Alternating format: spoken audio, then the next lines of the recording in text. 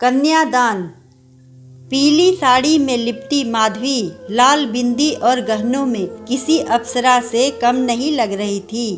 पिता सामने बैठी बिटिया की आभा को एकटक निहार रहे थे। थोड़ी देर पहले बारात आतिथ्य में व्यस्त थे, अब कन्यादान के समय सामने बैठे अपने दिल के टुकड़े को ऐसे देख रहे थे जैसे दोनों के बीच में किसी और को जगह देना ही न चाहते हों। बिटिया को देख रह रहकर उनका गला भर रहा था। माधवी जो कल तक पूरे घर में चहकती शादी की तैयारियां जोर जोर से कर रही थी, आज पिता का सामना भी न कर पा रही थी। मन कुछ अनमना सा था और साथ ही मन में अनगिनत प्रश्न थे। सभी रस्मों को खुशी से निभाने वाली के मन में कन्यादान की रस्म निभाते वक्त उत्साह से ज़्यादा तकलीफ थी। कैसे पल भर में पिता मुझे अपने से अलग कर देंगे, बस यही सोच दिल भर रहा था। शायद किसी भी पिता के लिए इससे भावुक क्षण कोई नहीं होता। जिस बिटिया को बचपन से आज तक कोई दूर नहीं कर पाया, आज उसी का कन्यादान अपने हाथों कर अपने सब अधिकार किसी और को दे देंगे। पंडित जी रस्मों रिवाज बड़े कायदे से निभा रहे थे। जैसे जैसे मंत्रों का अर्थ बता उच्चारण करते जाते, बिटिया की अश्रुधारा उतनी ही तेज होती जाती।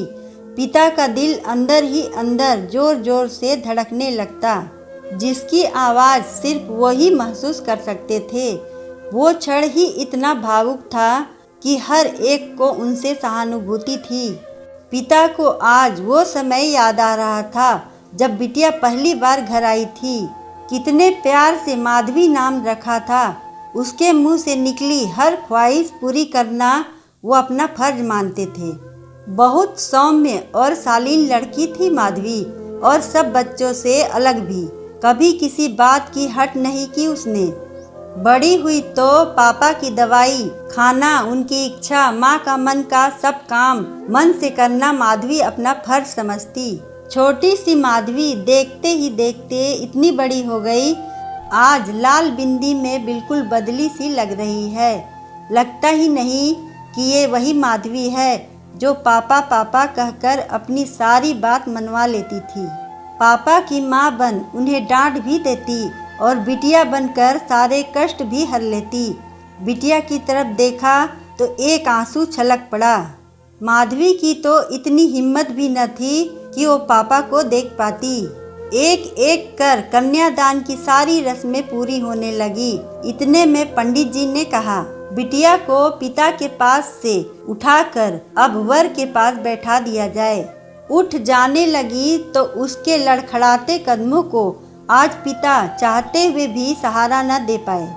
जैसे ही पिता के पास से उठ भावी जीवन साथी के पास जा बैठी तो रो पड़ी। यह सोच कि कल तक जो संरक्षक था वो इतनी आसानी से बदल गया। इतने सालों का अधिकार एकदम से किसी और का हो गया। रोई तो पिता को बुरा लगा। रुमाल निकाल जैसे ही देने लगे, निखिल ने रुमाल उसके आगे कर दिया। सहमे से पिता खुश भी थे और मन ही मन आहत भी। धीरे से रुमाल वापस रख लिया। माँ ने पिता के कंधों को सहारा दिया, मानो कह रही हो, बिटिया का कन्यादान करना ही पड़ता है, मन छोटा ना कीजिए। ऐसा तो नहीं कि हमसे सारे रिश्ते नाते टूट जाएंगे। पिता के मन में अलग ही विचार थे। रिश्ते नाते न सही, पर बिटिया पर से वो अधिकार तो छूट ही जाएगा। बड़े प्यार से मधु, माधवी, ओ मेरी प्यारी बिटिया कहकर जब तक मान न जाती मनाते ही जाते। थोड़ी देर में बिटिया पराई हो जाएगी, दिल में रहते हुए भी कोसों दूर हो जाएगी। मन में कई तरह के विचारों की हलचल थी। बिटिया का हाथ थामने वाला मेरी बिटिया की इतनी ही प्यार से इच्छाओं की पूर्ति कर पाएगा जितनी यहाँ मैं करता आया हूँ। धीरे से नजर उठा, बिटिया की तरफ देखा। लगा जैसे कह रही हो, बहुत जल्दी आपने पराया कर दिया पापा। बेशक अपनी बात मनवाकर ही मानती थी, पर इतनी हठी भी न थी मैं। धीरे धीरे मंत्रोच्चारण के साथ कन्यादान पूरा हुआ। सभी लोग वर के घर वालों को बधाई दे रहे थे। माधवी ने देखा पापा किसी कोने में खड़े आंसू पोंछ रहे हैं। माँ तो बेटी के गले लग फपक कर रो पड़ी। कहते हैं औरत का तो एक गहना है आंसू। सब उनको दिलासा दे दर्द महसूस कर रहे थे, पर पापा तो मर्द हैं, वो कैसे कमज़ोर हो सकते हैं। बिटिया विदा लेने पास गई तो दोनों नज़रें न मिला पाए।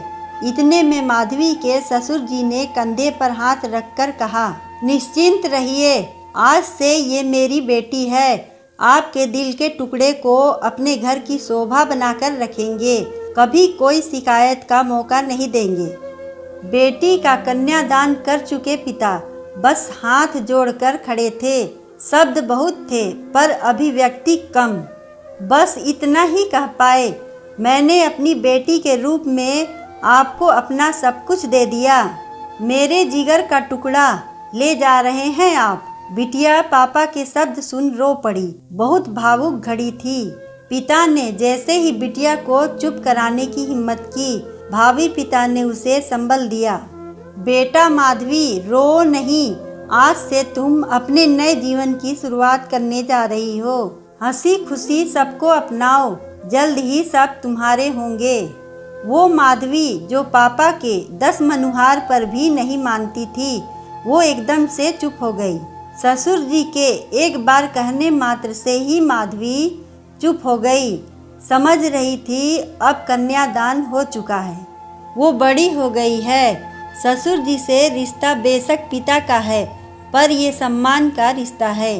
बिना किसी हट के उनकी आज्ञा का पालन करना आज से उसका फर्ज है।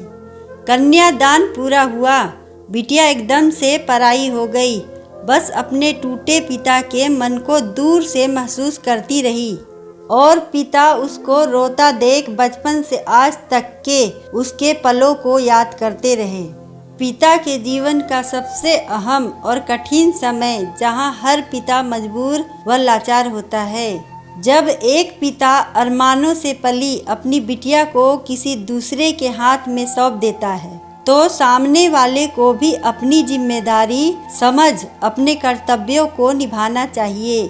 अगर आपको हमारी कहानी अच्छी लगे तो वीडियो को लाइक करें, चैनल को सब्सक्राइब करें और कमेंट करके बताएं कि आपको कहानी कैसी लगी। धन्यवाद।